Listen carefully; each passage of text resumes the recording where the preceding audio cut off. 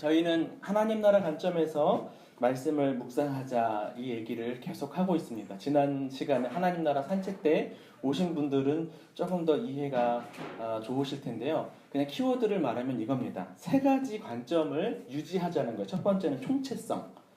총체성이라는 건 뭐냐면 우리가 성경을 읽을 때 너무 영적으로만 영적인 적용만 하는 게 아니라 물리성, 또 육체성, 또 사회성 이런 모든 것들을 우리가 포괄적으로 우리가 구약을 읽을 때 특히 영적인 교훈만 찾으려고 그러지 특별히 우리가 그냥 있는 그대로를 잘 못 보기 쉬운 것 같습니다.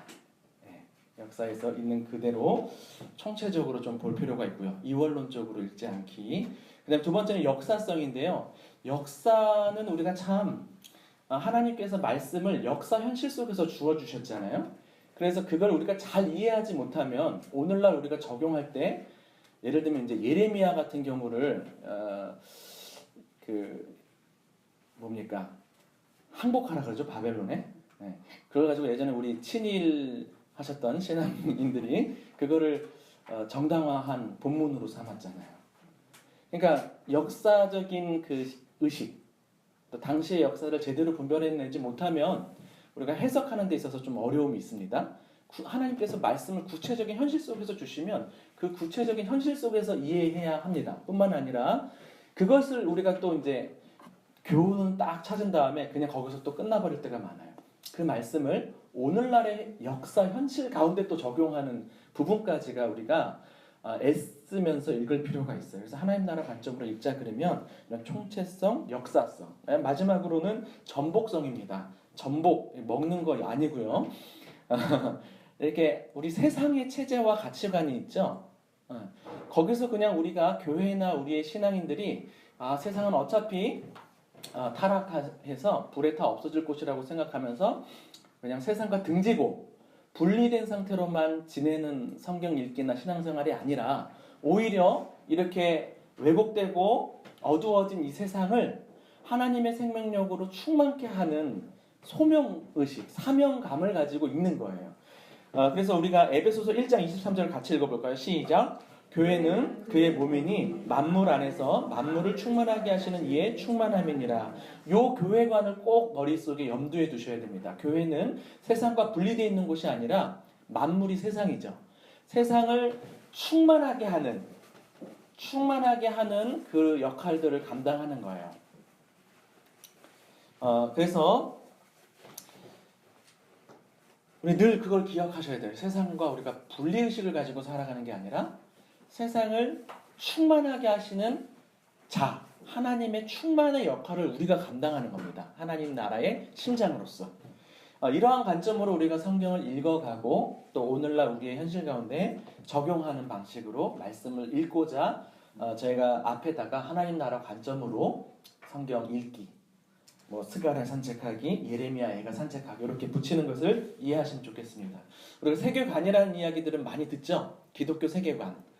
세상을 우리가 어떻게 보는가. 그동안 이원론 쪽은 세계관이 좀 팽배했었다면 이제는 그것을 극복하고 하나님께서 이 세상을 선하게 창조하셨는데 문제는 뭐냐면 죄 때문에 그 창조물의 방향성이 꺾였다는 거죠. 창조물 자체가 다 악한 게 아니라 죄로 오염된 방향으로 간 것을 우리가 복음으로 바른 방향으로 세워가는 쉽게 말하면 이게 기독교 세계관의 요지죠. 그냥 우리가 교회 생활을 열심히 하는 게 아니라 세상 문화에 대해서도 교회 음악이 아니고 교회 문화가 아니기 때문에 무조건 배격하는 게 아니라 하나님께서 창조해 주셨던 선한 것들인데 죄 때문에 오염된 걸 우리가 바로잡아서 잘못된 것은 고쳐가고 또 새로운 건강한 하나님 나라의 문화로 우리가 사명을 감당하는 방식이 우리 기독교 세계관이라고 할 수 있습니다. 근데 오늘날에는 이제 세계관보다도 세계감이 주목받고 있어요. 머리로는 세계관이 필요하다는 걸 알아요. 그런데 마음이 못 따라주는 거죠. 마음이. 그래서 세계감이 필요해요. 세계감. 세계를 바라보는데 우리가 두 가지 감수성이 필요합니다. 하나는 영적 감수성이에요. 하나님의 마음과 우리의 마음이 일치되는 영적 감수성이 필요하고요. 또 하나는 이 시대적 감수성이 필요해요. 사회적 감수성. 이 두 가지가 같이 연결돼야지 하나님의 마음과도 우리가 동일시되고 세상과도 동일시가 돼야지 우리가 바로 비로소 바른 감정을 가지고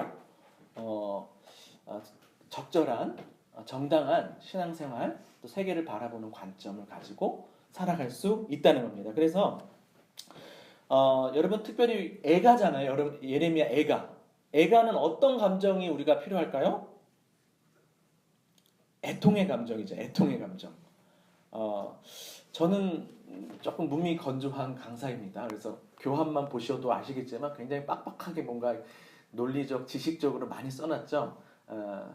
부족하지만 그래도 저도 최대한 머리보다 마음을 써보려고 조금 노력을 해보려고 했고요. 근데 부족한 것 같아요, 여전히.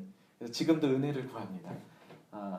그냥 머리로만 전하지 않고 이 예레미야 애가를 바르게 느끼면서 좀 오염되지 않게 그러한 감정들을 좀 전달할 수 있도록 그렇게 기도하면서 준비했고요. 또 오늘 이 강의를 통해서도 우리가 마음이 좀 이렇게 좀 열려 있어야 될 것 같아요. 딱딱한 우리 마음이 열려 있어야 될 것 같고 그리고 이제 앞으로 내일부터 우리가 예레미야 한 2주 정도 묵상을 하거든요. 그럴 때도 좀 가급적이면 머리로 하지 마시고 머리로는 오늘 제가 많이 해드릴 테니까 묵상하는 동안에는 좀 마음을 열어서 가급적이면 하나님과 마음을 소통하면서 묵상을 하셨으면 좋겠어요. 사실 예레미야 애가는 여러분 대부분 그냥 뉘앙스, 이런 어조 이런 거 아시잖아요. 장송곡이잖아요. 장송곡. 여러분 장례식장 가는 거 그렇게 좋아하는 사람 없죠? 어둡습니다. 어둡고 굳이 우리가 영화를 봐도 그런 어두운 영화 보고 싶지 않잖아요. 어쩔 수 없이 보는 건 몰라도 보면 어떻게 돼요? 우울한 영화, 우울한 음악 같은 거 들으면 우울증이 걸린대요. 그러니까 저도 가급적이면 밝은 영화 찾고 그러거든요. 신앙생활에 있어서도 좀 가급적이면 밝은 쪽을 더 많이 집중하고 싶은 마음도 있습니다. 근데 이제 그래서 예전에 너무 우리가 자신의 죄를 파거나 내면을 깊이 파면서 너무 그것만 파다가 이렇게 눌려 있는 사람들이 오히려 있어서 조금 반대로 우리가 복음을 더 많이 복음이라고 했을 때 이제 밝은 복음을 좀 많이 집중하면서 그랬던 적도 있는데 근데 오늘날에는 우리가 또 너무 무게감이 없어요. 늘 밝은 것만 추구하고 공교롭게도 지금 이제 사순절 기간이죠. 우리 합동 측에서는 사순절을 인정을 안 합니다만 통합 측이나 또 교단마다 사순절을 좀 이렇게 지켜가는 교단이 있을 것 같아요. 뭐 사순절까지는 아니더라도 곧 고난 주간이 다가오는데 카톨릭에서는 이 예레미야 애가를 그 사순절 때 읽는다 그래요. 그래서 너무 신기해요. 어떻게 이게 지금 우리 고난 주간 앞두고 또 잘 맞아 떨어져 가지고 이 시기 때 우리가 조금 무게감 있게 진중성 있게 이 말씀을 잘 살펴봤으면 좋겠어요. 그래도 여러분 대단하십니다. 다른 산책 아니고 예레미야 애가 산책이 땡기지 않으셨을 텐데 작년에 그랬어요. 작년에 예레미야를 묵상할 때 사람들이 어렵다고 많이 했어요. 근데 사실 우리가 모교 모임 통해서 봤을 때는 그렇게 어렵지 않았고 오히려 풍성하기도 했는데 이 막연하게 늘 어두운 얘기, 회개하라는 얘기, 죄를 살펴보는 뭐 이런 얘기들이니까 사람들이 그렇게 달가워하지 않았던 기억이 있습니다. 근데 오늘 그 예레미야보다도 훨씬 더 무겁죠. 예레미야보다도 훨씬 더 무거운 예레미야 애가를 우리가 살펴보는데 오늘 여러분들이 보기 싫더라도 봐야 합니다. 그 참상들, 예레미야 시대의 예루살렘의 멸망이 얼마나 참혹했던 것인지를 좀 살펴봐야 될 필요가 있을 것 같습니다. 주된 참고 자료들은 소개해 놨고요. 개관을 좀 먼저 들어가겠습니다. 책 이름이 에카예요. 에카. 이게 히브리어인데 우리나라 말하고도 비슷하네요. 에가. 근데 이 에카라는 것은 어찌 이런 감탄사예요. 이게 받아들일 수 없는 그 감탄사예요. 어찌 이런 일이 생겼는가? 이게 거의 각 장마다 서두에 반복이 되고요. 처음에 애가 자체가 에카로 시작해요. 여러분 이 어찌라는 것은 당혹스러움입니다. 왜 이런 일이 벌어졌는가? 왜 하나님의 백성이고 하나님이 거하시는 성전이 있고 하나님이 특별히 선택하신 이스라엘이 왜 이러한 멸망을 당했는가? 이게 해석이 안 되는 거예요. 그러한 질문을 갖고 에카라고 하고 있는데 조금 있다가 이러한 이 사람들이 왜 이렇게 그것을 충격을 받고 소화해내지 못했는지 그 신학적 전제를 조금 후에 살펴보도록 하겠습니다. 이 에카라는 감정을 여러분 우리가 좀 같이 가질 필요가 있을 것 같아요. 다양한 관점과 다양한 감정에서 감정을 헤아리면서 예레미야를 읽을 필요가 있습니다. 첫 번째는 이제 멸망한 예루살렘을 향한 시인의 관점이 있고 감정이 있어요. 그것에 우리가 좀 연결할 필요가 있겠고요. 두 번째는 멸망한 예루살렘 자신의 관점과 감정이 있어요. 재밌는 게 이제 1장 후반부 가보면 예레미야 예루살렘이 직접 말을 해요. 의인화돼서 여인으로 표현된 의인화된 예루살렘 자체가 자기의 마음을 막 토로해요. 그 마음을 우리가 헤아렸으면 좋겠고, 세 번째는 그 주변 이웃들이 무관심하게 보고 있고요. 또 심지어 조롱까지 해요. 기뻐하고요. 그런 어떤 감정들하고도 우리가 이거는 이제 비공감적으로 읽어야겠죠. 그렇게 좀 그런 감정과 관점을 헤아릴 필요가 있고, 마지막으로는 예루살렘을 멸망하게 한 하나님의 관점과 감정을 우리가 같이 헤아리면서 읽을 필요가 있습니다. 실제로 이 예레미야 자체가요, 시간적 순서로 이렇게 쓰여진 책이 아니에요. 똑같은 사건을 두고 5장이잖아요. 다양한 관점에서 다양한 사람들이 다양한 관점에서 써내려가는 거예요. 똑같은 내용인데 다양한 관점으로. 그거를 우리가 좀 이해를 하시면 좋을 것 같아요. 그러니까 여러분 1장이 좀 중요합니다. 1장이 왜 중요하냐면 주된 그때 당시의 상황이 객관적으로 잘 묘사되어 있기 때문에 1장을 잘 이해하시면 그 배경 위에서 우리가 2장, 3장, 4장, 5장까지 읽어가시면 좋을 것 같아요. 참고로 이것은 절기 때 읽었던 책이에요. 다섯 두루마기라는 그 아가, 룻기, 예레미야, 예가, 전도서, 에스더, 이게 5대 축제일에 낭독됐었는데 그 중에서 아가는 6월절에 읽고 룻기는 오순절에 읽고 예레미야, 예가가 금식절에 읽혀졌습니다. 전도서가 장막절, 에스더가 불임절. 금식절에 성전을 잃은 슬픔을 기억하면서 이스라엘 백성들이 이 예가를 계속 낭독했던 거예요. 근데 재밌는 거는요, 이 문학적인 구조에 있습니다. 일단 첫 번째로는 산문이 아니라 시로 쓰여졌다는 것을 기억할 필요가 있어요. 시편처럼 쓰여졌어요. 여러분, 시로 쓰여졌다는 것은 어떤 의미냐면 그 단어 하나하나가 어마어마한 함축적인 의미를 내포하고 있다는 거죠. 그래서 빨리 읽으면 안 돼요, 시는. 그쵸? 시를 빨리 읽으면 문화인이 아닙니다. 그것처럼 이 예레미야 예가 읽을 때는 단어 하나하나마다 시인이 얼마만한 그런 마음을 다 담아가지고 하나하나 썼는지를, 그래서 함축적인 거, 그리고 특별히 이미지를 잘 상상할 필요가 있어요. 여러분 시편을 묵상할 때도 마찬가지고 시를 묵상할 때는 여러분이 계속 이런 시인들이 얼마나 상상력을 많이 발휘합니까? 우리가 그냥 이렇게 무미건조하게 읽을 게 아니라 그걸 따라가면서 자꾸 상상해야 돼요. 당시의 어떤 상황들을 상상할 필요가 있겠고, 그 다음에 이제 상징적인 언어나 비유적인 언어들이 많이 등장한다는 것을 유념할 필요가 있겠죠. 그래서 문자적으로 이렇게 적용하는 거 조금 조심할 필요가 있겠습니다.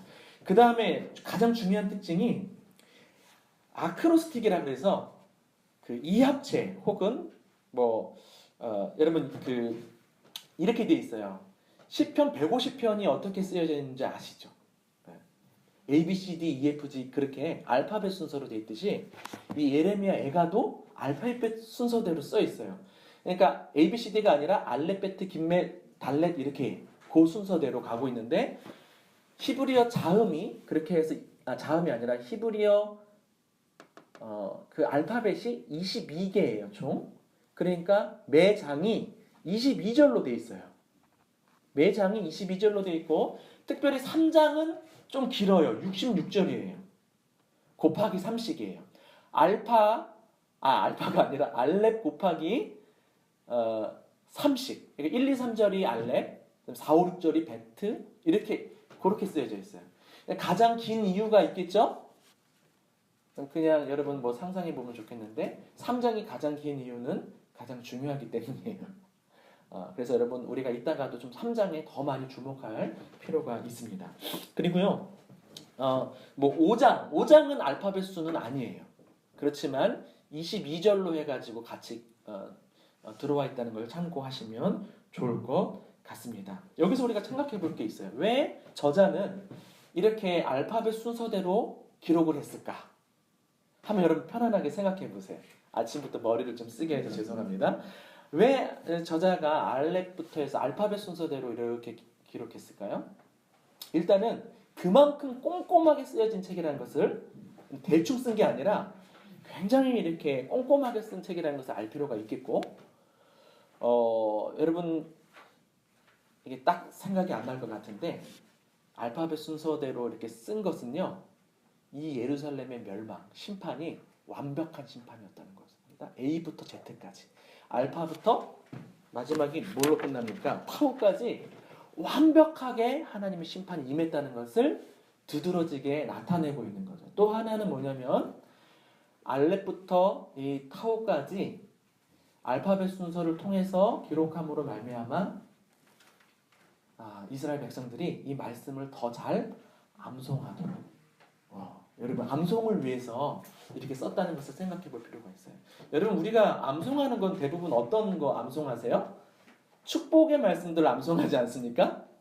여러분 이거 굉장히 이걸 생각해 볼 필요가 있어요. 왜 이스라엘 백성들한테 이거를 암송하게 했을까? 물론 이스라엘 백성들은 구약을 막 통째로 암송하고 그렇죠. 근데 특별히 이 말씀을 아주 이 A부터 Z까지 해갖고 더 확실하게 암송하기를 원했다는 거예요. 근데 생각해보면 그런 것 같습니다. 우리 인생이라 그러면 조금 늘 죄송한데 젊은 사람이 본질이 주된 어떤 상황들이 여러분 기쁨의 순간들이 많습니까? 아니면 고통의 순간들이 많습니까? 사람마다 다를까요? 고통이 더 많은 것 같아요. 그럴 때 특별히 좀 심각한 고통이 찾아오면 우리는 어떻게 되기 쉽냐면 그냥 정신을 놔버리는 거예요. 아주 너무 큰 충격과 고난이 있을 때 어찌할 바를 모르죠. 어찌할 바를 몰라서 막 실수도 하기도 하고 아예 그냥 막 생각이 안 돌아가요. 너무 큰 충격 속에. 그럴 때 이걸 외우면 내가 이 고통 속에서 어떻게 반응해 가야 할지 길이 찾아지는 거예요. 우리 보통 고난이 찾아오면 뭐 억울해 한다든지 혹은 그냥 내가 마음이 안 아프려고 그냥 삼켜버린다든지 생각을 안 하는 방식으로 회피를 하기 쉽죠. 근데 그래가지고는 해결이 안 됩니다. 그렇다고 해서 그 고통스러운 감정에 푹 빠져들어가지고 거기서만 막 또 사로잡히면 계속 절망으로 향할 수밖에 없잖아요. 근데 이 예레미야 예가를 외워두면 이 방식들을 이렇게 쭉 따라가다 보면 물론 여전히 어둡지만 어두운 상황 속에서도 어떻게 하나님을 우리가 소망해야 되고 뭐라고 기도해야 되고 어떻게 회복해 나가야 될지가 이렇게 희미하게나마 잡혀가는 거예요. 전반적으로는 예레미야 예가 자체는 부정적인 뉘앙스들이 훨씬 많습니다. 훨씬 많지만 간간히 드러나는 복음의 빛들이 있어요. 간간히 희미하게. 근데 그것이 너무 소중합니다. 그거 하나씩 발견해가면서 우리가 소망 가운데로 나아갈 수 있게 하는 것이 이거라는 거죠. 그래서 좀 여러분 예레미야 예가 중에서도 여러분 보통 어떤 걸 외웠나요? 69절 그 네비게이트에서 나오는 거 저도 예전에 막 외웠었는데 예레미야 예가에서는 3장 22절 23절 그거 여러분들 많이 외우셨을 줄 압니다. 여호와의 인자와 긍휼이 무궁하심으로 우리가 진멸되지 아니함이니이다. 이것들이 아침마다 새로우니 주의 성실하심이 크시도소이다. 요거는 우리가 잘 외워요. 축복의 말씀이죠. 근데 그 나머지 것들을 이스라엘 백성들은 그걸 늘 외우면서 암송하면서 그렇게 했다는 것을 좀 주목할 필요가 있어요. 조금은 우리가 현대의 우리 특별히 또 사순절 고난주간을 앞두고 있는 우리가 하나님의 말씀을 이렇게 보면서 조금 무겁고 어둡지만 그것에 우리가 집중을 하면서 사실은 지금은 애통해야 할 시대이지 않습니까? 여러분 오늘날 한국 교회를 바라본다든지 세상을 바라본다든지 우리가 이렇게 막연히 마냥 기뻐할 수 있는 세대는 아니잖아요. 우리가 그냥 안 보고 싶어서 안 볼 뿐이지. 근데 하나님은 그걸 원하지 않으실 겁니다. 하나님의 백성들이 우는 자와 함께 울고 기뻐하는 자와 함께 기뻐하고. 근데 예수님이 누구한테 말을 했죠? 애통할 때 춤추고 뭐 이렇게 우리의 이 감정이 세상과 다르게 가고 있는 하나님의 마음과 다르게 가고 있는 것에 대해서 예수님도 언급한 바 있습니다. 그래서 오늘 계속 얘기해서 죄송하지만 무겁지만 우리의 마음을 좀 한 번쯤은 또 요 기간만큼이라도 좀 부정적이라고 느껴질 수 있는 이 고통의 현장 속으로 우리가 주목을 하실 때 비로소 바른 복음의 감격들을 또 경험할 수 있게 될 줄로 믿습니다. 뒤에 제가 알렙베트 히브리어를 써놨어요. 그냥 참고만 하시면 될 것 같고요. 기타 특징이 있습니다. 저자가 나와서 말은 하지만 이렇게 이 책에서 말하고 있는 사람들이 다양해요. 일단 저자가 있고요. 아까도 말했듯이 예루살렘 자체가 말을 하죠. 그리고 우리라는 말로 해서 이스라엘 백성 공동체가 함께 또 말을 합니다. 그런데 하나님은 말씀을 안 하세요. 한 번 간접적으로 한 번 언급되기는 하는데 하나님의 말씀이 없어요. 이 자체도 뭔가 좀 우리가 근데 이 하나님의 말씀을 안 하시는 책.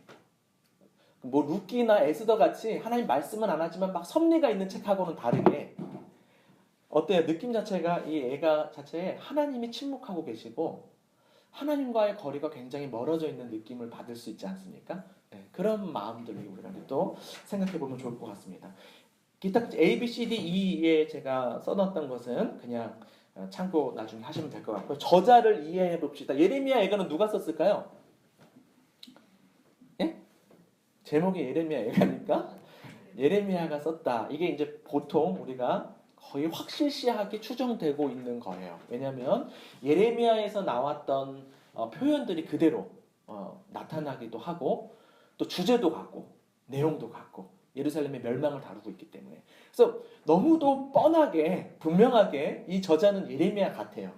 근데 우리가 또다시 살펴봐야 될 것은 그럼에도 불구하고 예레미야 애가에서는 다른 것처럼 다른 책들은 이렇게 시작하잖아요. 뭐 선지자 누구에게 주어진 말씀이다 이렇게 하는데 의도적으로 말을 안 하고 있는 것 같아요. 그리고 바벨론이라든지 이런 구체적인 것들을 또 피하고 있어요. 의도성이 있는 것 같아요. 이게 너무도 분명해 보이듯 예루살렘의 멸망을 다루고 있고 예레미야가 썼다는 것을 보여주고 있는 것 같은데 그럼에도 불구하고 성경이 그것을 드러내지 않고 있다는 사실을 우리가 존중할 필요가 있다는 겁니다. 이해가 되세요?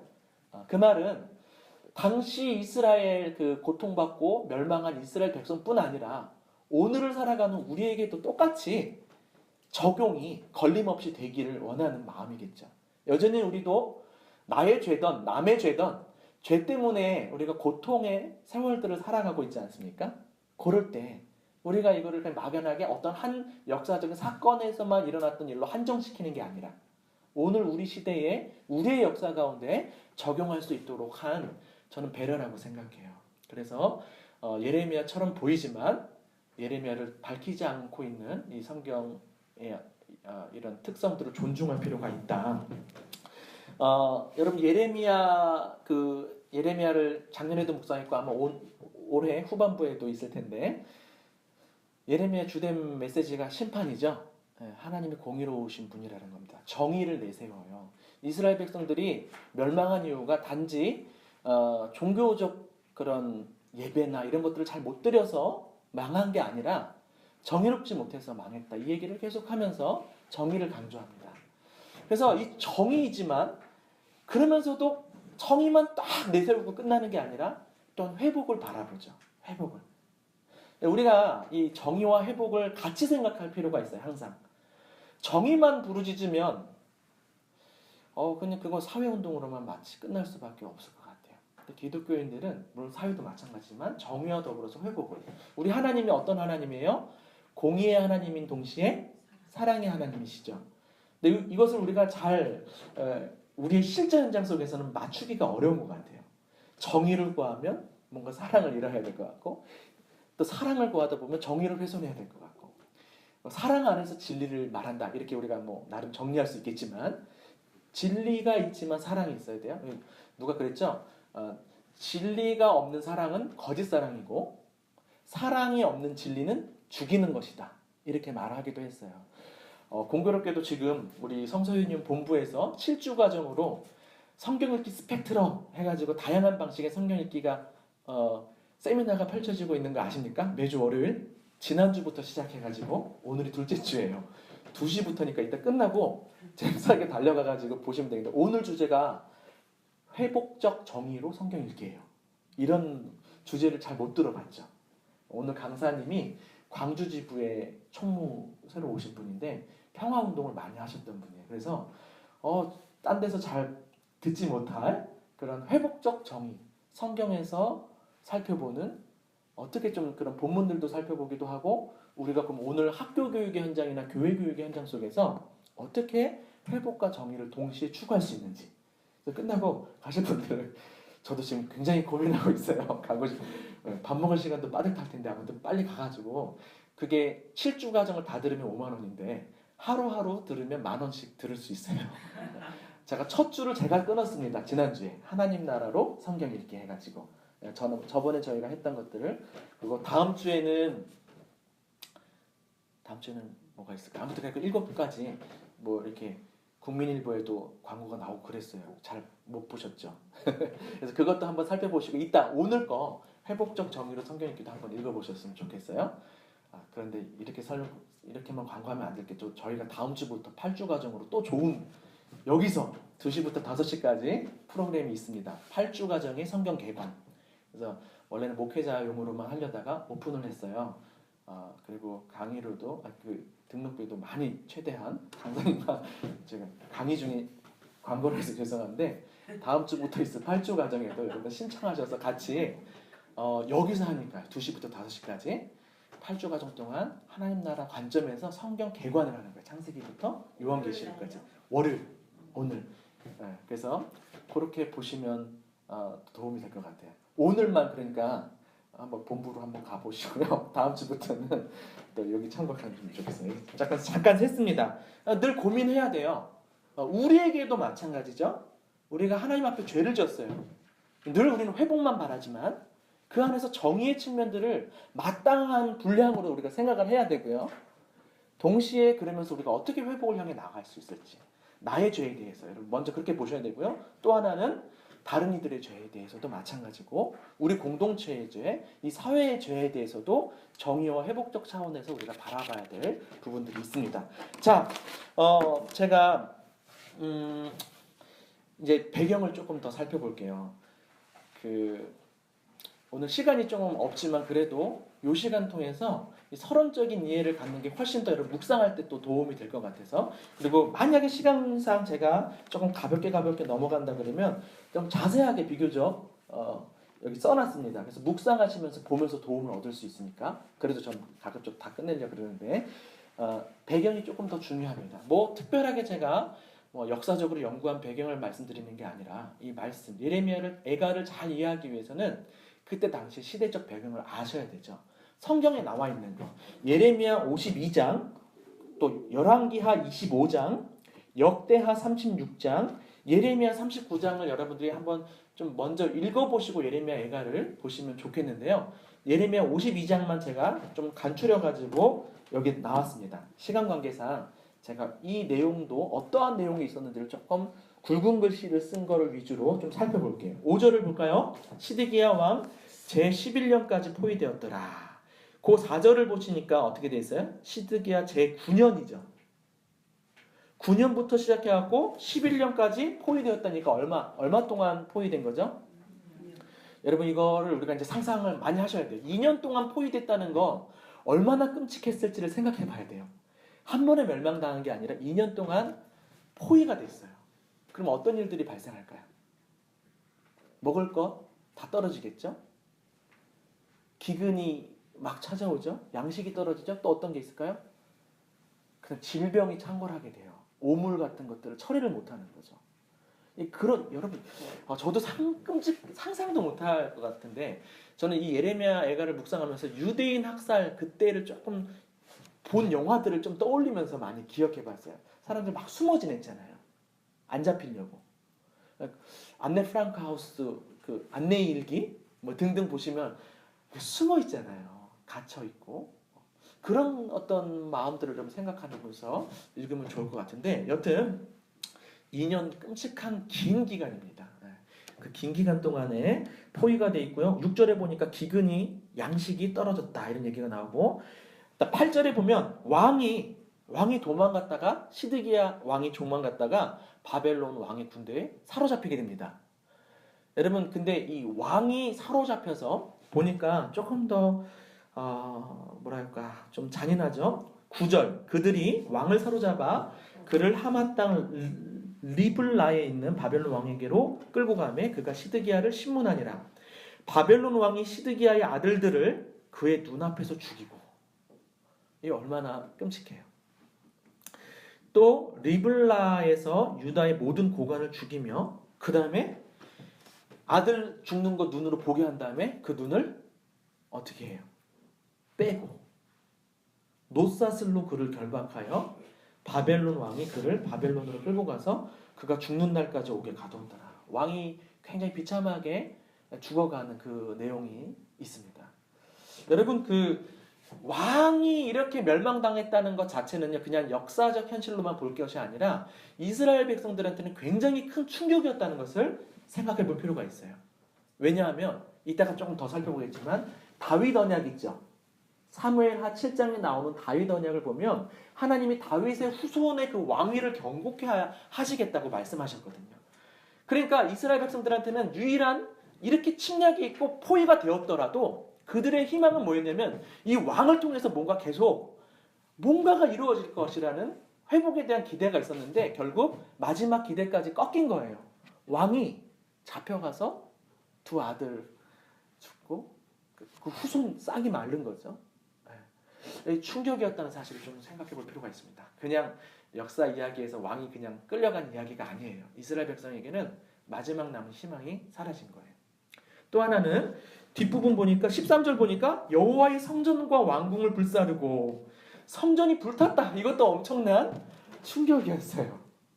어떻게 하나님의 성전이 불탈 수 있을까? 뭐 나온 김에 바로 그 얘기까지 가죠. 이스라엘 백성들이 왜 이토록 충격적이었을까? 저기를 보죠.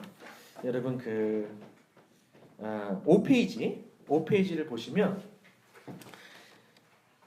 예레미야 애가를 이해할 때든지 예레미야를 이해할 때든지 좀 중요한 게 있어요. 보니까 사람들이 성전 자체를 굉장히 의지했거든요. 예레미야 7장에 보니까 4절에 보니까 이렇게 되어 있죠. 여호와의 성전이라 여호와의 성전이라 여호와의 성전이라 하는 거짓말을 믿지 말라. 3번이나 강조하면서 거짓말이래요. 8절에도 너희가 무익한 거짓말을 의존하는도다 그러면서 이들이 뭐라 그러냐면 10절에 내 이름으로 일컬음을 받는 이 집에 들어와서 내 앞에 서서 말하기를 우리가 구원을 얻었나이다 하느니라. 지금 우리랑 똑같은 것 같아요. 교회에 와서 주일 성수하면서 거기에서 구원을 확신 얻고 그러면서 그냥 살아가는 거예요. 근데 거짓말이라 그래요. 굉장히 충격적인 사실이었어요. 요거에 대한 신학적 배경이 아까 말씀드렸듯 다윗 언약이에요. 다윗 언약 보시면 사무엘하 7장 12절부터 보시면 그 다음 13절 보니까 그의 나라 왕위를 영원히 견고하게 하리라 돼 있죠. 이 약속이 있었기 때문에 이들은 이 다윗 왕권에 대한 확신이 있었고요. 그리고 이 언약을 하나님이 언제 주셨을까요? 다윗이 하나님의 집을 지으려고 했을 때, 성전을 건축하려고 했을 때 받았던 약속이에요. 그러니까 성전과 이 다윗 왕권이 아주 강력하게 결합되어 있었고 신학화되어 있었던 겁니다. 그러니까 이스라엘 백성들은 이 성전을 바라보면서 다윗 왕권을 같이 생각하는 거죠. 이 다윗 언약을. 결코 하나님의 성전이기 때문에 그리고 다윗 언약이 있기 때문에 이 예루살렘을 멸망하지 않을 것이다 라는 신학적인 어떤 맞는 말이기도 했는데 한쪽만을 본 거예요. 그래서 이 사무엘하 7장 가지고 우리가 그 신학적으로 그런 논의들을 많이 합니다. 이것은 무조건적인 언약일까? 조건적인 언약일까? 무슨 말인지 아세요? 조건적인 언약은 뭐예요? 우리의 행위, 우리의 삶이 중요한 조건으로 다루어지는 언약이고, 무조건적인 언약은 우리의 삶과 상관없이 하나님이 무조건적으로 베풀어 주시는 은혜라는 거죠. 다윗 언약은 어떤 언약일까? 이 논쟁들이 있었어요. 여러분 뭐라고 생각하세요? 사무엘하 7장 다윗 언약이 무조건적인 언약이다 손, 조건적인 언약이다 손. 조건적인 언약 한 분 들었어요. 용기 있게. 둘 다다 손. 둘 다 아니다 손. 둘 다죠. 둘 다인데 더 강력한 건 무조건적인 언약이죠. 그런데 그 무조건적인 언약 안에 조건성이 포함되어 있는 거죠. 보면 알 수 있죠. 어떤 거예요? 14절입니다. 그가 만일 죄를 범하면 내가 사람의 매와 인생의 채찍으로 징계하려니와. 이게 있어요. 그렇죠? 그리고 실질적으로 솔로몬이 성전을 이어받아서 건축하잖아요. 그랬을 때 하나님 분명하게 얘기했어요. 너희가 제대로 삶을 살아내지 못하면 그런 식으로 성전과 관련해서 이야기하기도 했습니다. 자, 이런 신학적인 한쪽 극단만 잡고 있는 것하고 또 하나는 뭐냐면 경험적인 거였어요. 어떤 경험이 있었냐면 북이스라엘이 어디에 멸망했습니까? 아수르한테 멸망했죠. 그때 아수르가 북이스라엘만 멸망시키고 그냥 만족한 게 아니라 남유다도 침공에 들어왔어요. 그래서 마찬가지로 예루살렘 안으로 들어왔습니다. 엄청난 군대였어요. 히스기야 왕 때였어요. 근데 어떤 일이 발생했냐면 히스기야가 눈물로 막 기도하고 났어요. 그랬더니 갑자기 하루아침에 18만 5천 명이 줄초상이 났었어요. 그러니까 얼마 안 됐죠. 한 불과 150년 전 어간이었을까요? 그러니까 이 역사 속에서 실질적으로 침입은 해들어왔는데 멸망하진 않았잖아요. 이 경험까지 이들한테 있으니까 신학적인 편견과 자기 경험적인 지식이 있었어요. 이 나라, 이 예루살렘에 있는 유대는 적들이 침입은 할 수 있을지언정 멸망하진 않구나. 하나님이 자기 집은 지키시는구나. 그러한 이제 확신들이 더 많이 강력해져 있었던 상황이었죠. 그 상황에서 지금 무슨 일이 벌어진 겁니까? 멸망한 거죠. 그러니까 이 사람들이 어찌 이 충격이었던 거예요. 여러분 그렇지만 우리가 그래서 우리가 늘 유념해야 될 게 우리가 은혜를 남용해서는 안 돼요. 은혜를 자꾸 남용하고 내가 원하는 방식으로 해석해내갖고 그런 내 경험 중에서 지금의 나를 좀 위로해 줄 수 있는, 정당화해 줄 수 있는 신학적 근거, 내 경험들을 다 모아가지고 자꾸 자기를 보호하려고 하는 방식으로만 우리가 살아가지 않도록 주의할 필요가 있습니다. 자, 이것과 더불어서 우리가 어떤 언약을 봐야 되냐면 신명기 언약이에요. 그러니까 여러분 구약 선지서를 볼 때, 구약 선지서들 특별히 볼 때 신명기 사관이라고 혹시 들어보셨습니까? 네, 신명기 역사관으로 많이 쓰여지고 있어요. 신명기 역사관 그러면 여러분 신명기 28장의 이야기입니다. 28장. 신명기 28장을 꼭 기억하셔서 보시면 신명기 28장에서는 전반부에서는 하나님의 말씀을 잘 순종하면 이러이러한 축복이 있다 하는 얘기가 나오고 후반부 몇 절부터냐면 특별히 15절부터는 어떤 이야기가 나오냐면 불순종하면 이러이러한 저주가 있다. 여러분 신명기는 언제 주어졌어요? 가나안 땅 들어가기 전이죠. 지금 꽤 오래 전이죠. 그때 신명기 28장에 이미 저주를 한 내용들을 우리가 또 잠깐 여기서 살펴볼 필요가 있어요. 이거를 우리가 좀 머릿속에 두고 나서 예레미야 애가를 읽으면 훨씬 더 이해에 도움이 됩니다. 신명기 28장 25절부터 쭉 보시면 이제 도망하게 한다, 흩어지게 한다 얘기 나오죠.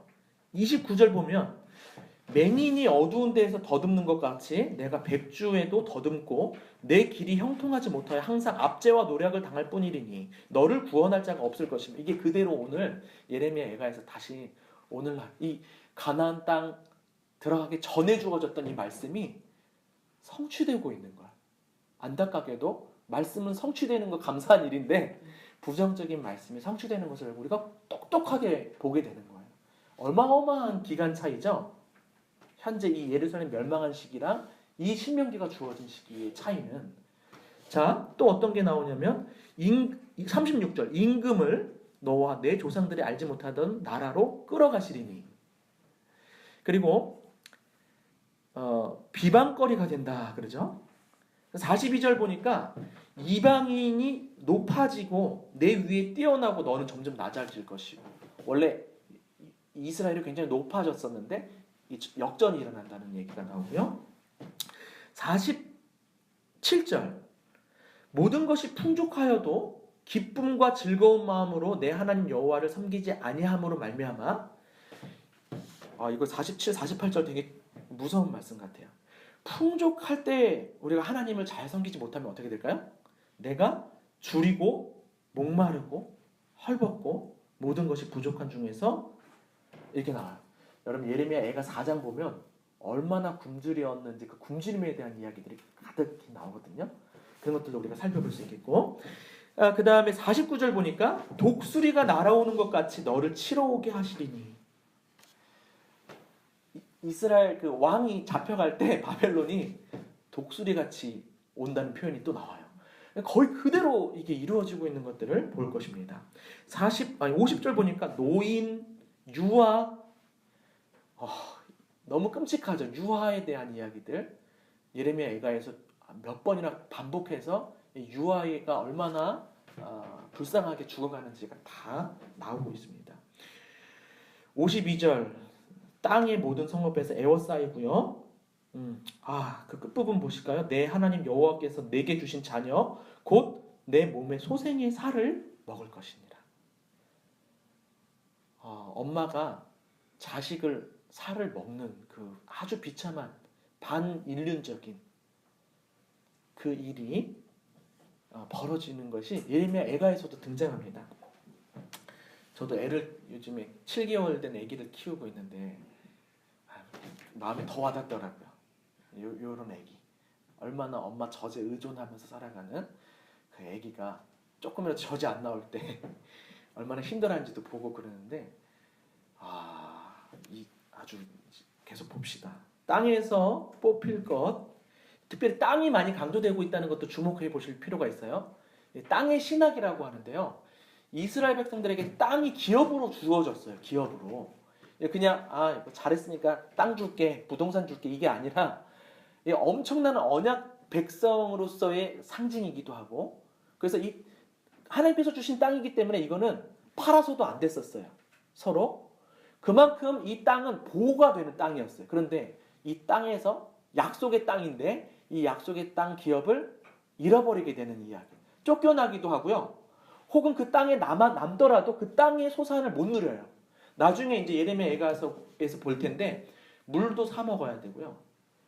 나무도 사서 뗄감을 써야 되는 그런 상황들이 아예 이제 땅을 잃어버리는 이야기가 나타나고 있다는 것을 보실 필요가 있습니다. 자, 그 다음에 65절 평안함을 얻지 못하며, 이거 좀 주목하셔야 돼요. 평안함을 얻지 못하며, 그러니까 안식이 없는 거예요. 이런 표현들을 우리가 볼 때마다 신명기 28장으로 이렇게 싹 우리가 기억을 하셔서 들어야 돼요. 그래서 이제 선지서 볼 때 선지자들이 너희들이 평안치 못할 것이다. 그러면 그냥 그 당시에 주는 말씀이 아니라 신명기 28장은 딱 우리가 자동으로 싱크가 돼가지고 연결이 돼가지고 이게 언약적 저주구나. 이걸 같이 염두에 두면서 읽으면 좋습니다. 자, 그리고 그렇게만 끝나지 않고 이렇게 신명기 언약은 약간 조건적인 언약이죠. 그런 것이 또 다시 이게 중요하게 주목이 되면서도 조금 구속적인 언약. 특별히 예레미야에서 보면 새 언약이 나타나죠. 여기서도 하나님의 성품에 대해서 아주 멸망한 것이 아니고 소망의 근거가 있음을 보여주는 방식으로 나타납니다.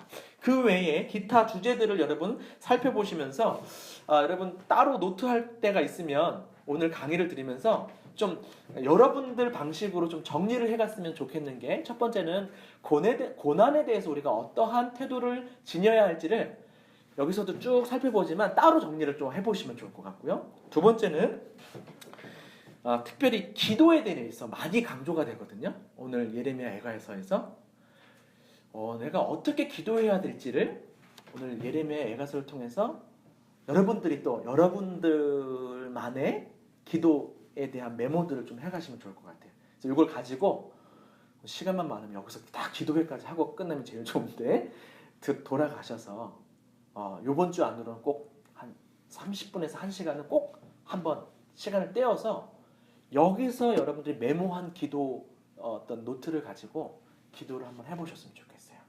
네. 그렇게 좀 여러분들 정리해 가셨으면 좋겠습니다. 전체적인 구조를 말씀드립니다. 7페이지로 넘어가서 첫 번째 장에서는요, 예루살렘의 불행과 황폐함을 이야기해주고 있는데, 전반부에서는 시인의 슬픔이 나타나고 후반부에서는 이 여인은 여기서 여인은 누구라 그랬습니까? 예루살렘 자신의 슬픔이 나타나고 있어요. 여러분 이걸 읽어갈 때 영화 속 한 장면처럼 우리가 보면 좋을 것 같고요. 그래서 주목할 내용은 뭐냐면 1장에서는 앞으로 이제 반복될 기본적인 전제가 되는 상황이기 때문에 그걸 좀 내용들을 잘 살펴보면 좋겠고, 또 하나는 위로자가 없다 이 얘기가 한 대여섯 번 반복이 되거든요. 그리고 좀 적막한 이미지가 나타나고 있어요. 그걸 우리가 좀 살펴보면서 유념하시면서 1장을 읽으실 거고요. 2장에서는 어떤 게 나타나냐면 하나님의 진노가 얼마나 큰지 굉장히 과격한 언어로 다루어지고 있어요. 아주 강력해요.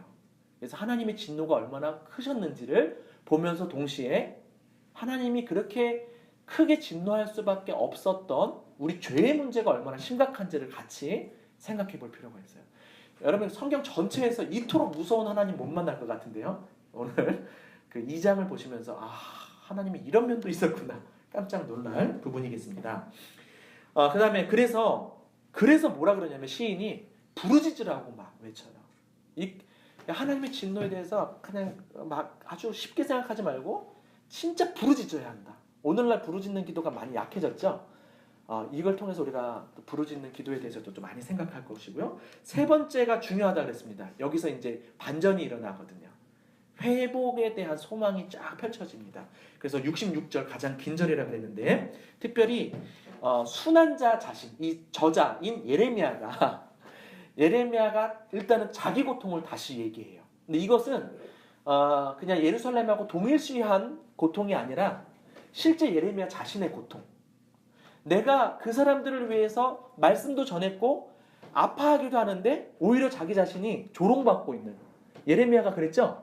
그래서 막 구덩이에도 갇혔고, 예레미야서에서 보면 떠오르십니까? 그러니까 예레미야 자체, 그러니까 이 저자 자체가 또 겪고 있는 그 고통도 같이 나타나고 있어요. 그러면서 이제 어떻게 회개해야 될지 하나님의 성품을 의지해서 그렇게 좀 회복의 길들을 여기서 안내하고요. 그다음 4장에 가시면 다시 한번 그 예루살렘 참상에 주목을 합니다. 얼마나 참혹했는지, 특별히 굶주림에 관해서 많이 주목하고, 지도자들의 죄가 다루어지는데 다른 지도자들보다도 종교 지도자들의 죄에 더 포커스를 맞추고 있어요. 그리고 5번째 마지막은요, 여러분들에게 소망이 될 것 같은데 짧습니다. 똑같이 22절인데 다른 거는 한 절이 3행씩 이루어져 있다면 요 5장은 2행씩 이루어져 있어요. 짧게 이루어져 있어요. 그러니까 여러분 보세요. 이렇게 22절인데 3장에서 굉장히 길게 가다가 66절로 그 다음에 길이도 짧아져요. 이렇게 뭔가 이 구성이 굉장히 탄탄하다는 것을 알 수 있겠죠.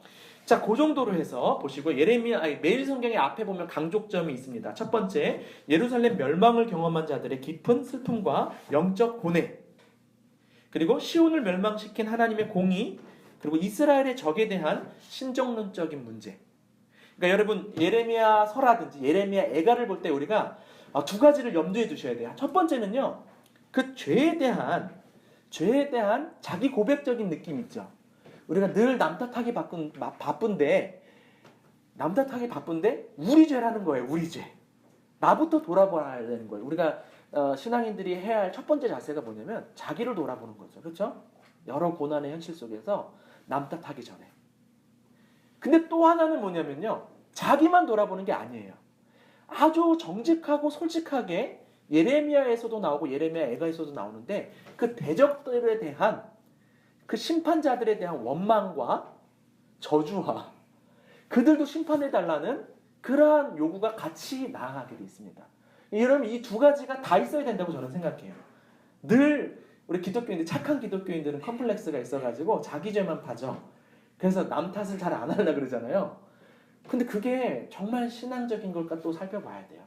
하나님이 그냥 날 아프게 한 사람을 복수해 주세요 요 차원이 아니라 하나님의 정의를 구하면서 그래서 이런 두 가지 차원들을 좀 다 같이 가질 필요가 있어요.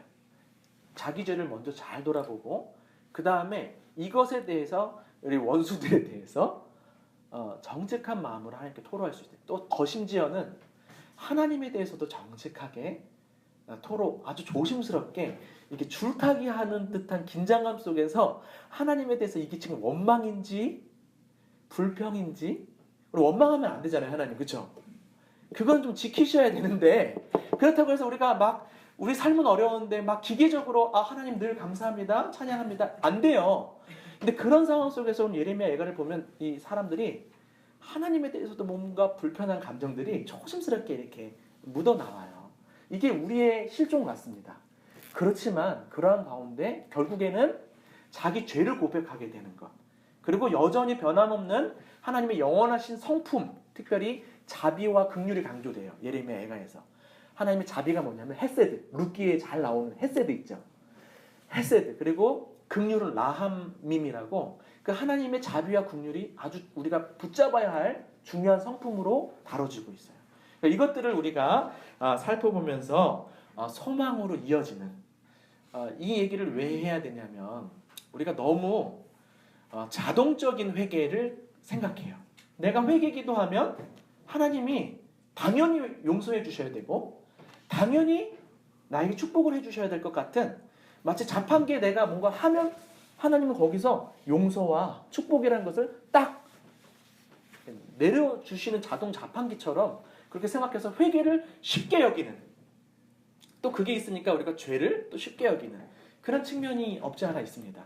근데 여러분 성경 전체에서 보시면 알듯이 회개는 여러분들이 회개했다고 해서 하나님의 용서가 보장되는 게 아니라는 것을 기억하셔야 돼요.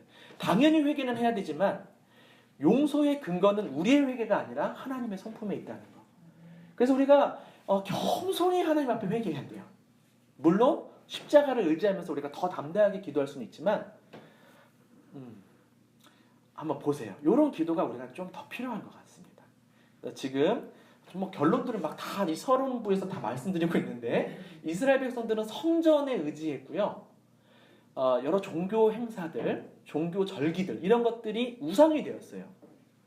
오늘날 우리에게도 십자가가 우상이 될 수 있어요. 오히려 이 우상이 된다는 건 뭐냐면 당연히 십자가의 능력을 제가 과소평가하는 게 아니라 십자가를 너무 빨리 뛰어들어가가지고 이 죄에 대해서나 하나님과의 관계에 있어서 여러 가지 우리가 마땅히 아파해야 될 부분, 마땅히 돌아봐야 될 부분들을 둔화시키는 방식으로 십자가가 자꾸 사용이 된다면 우상이 되는 거예요.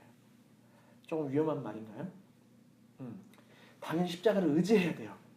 의지해야 되는데 십자가를 의지하기에 앞서서 정말 예레미야가 많이 얘기해요. 두 가지 얘기하는데 하나는 그 내가 당하는 고난을 생각하라는 거예요. 깊이 생각을 하라 그러고요. 또 하나는 조사하래요. 우리의 죄들을. 조사를 하래요. 이런 과정들이 우리가 필요한데 그래서 참된 회개가 필요한데 너무 이렇게 그 수박 겉핥기식의 회개로 넘어가게 하는 용도로 십자가가 사용되고 있지 않은가. 그래서 오늘 이 시간들 통해서 저도 이 강의를 앞두고 어젯밤에 강의를 더 잘 준비하고 싶은 마음이 있었지만 나부터 회개하자. 밤에 밤 12시에 유튜브에 보면 예레미야 애가 음악이 있어요. 라멘테이션 오브 예레미야스라는 그걸 그렇게 치시면 영어로 치셔야지 나오더라고요. 그래서 그거 조금 음산하기도 하고 그런데 그거 틀어놓고 막 기도했습니다.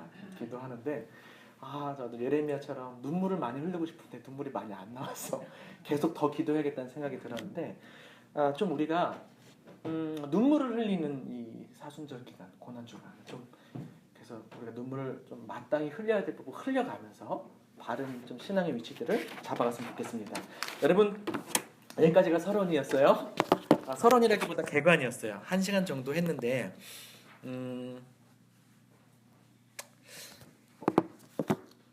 좀 쉬었다 갈까요? 아니면 좀 갈까요?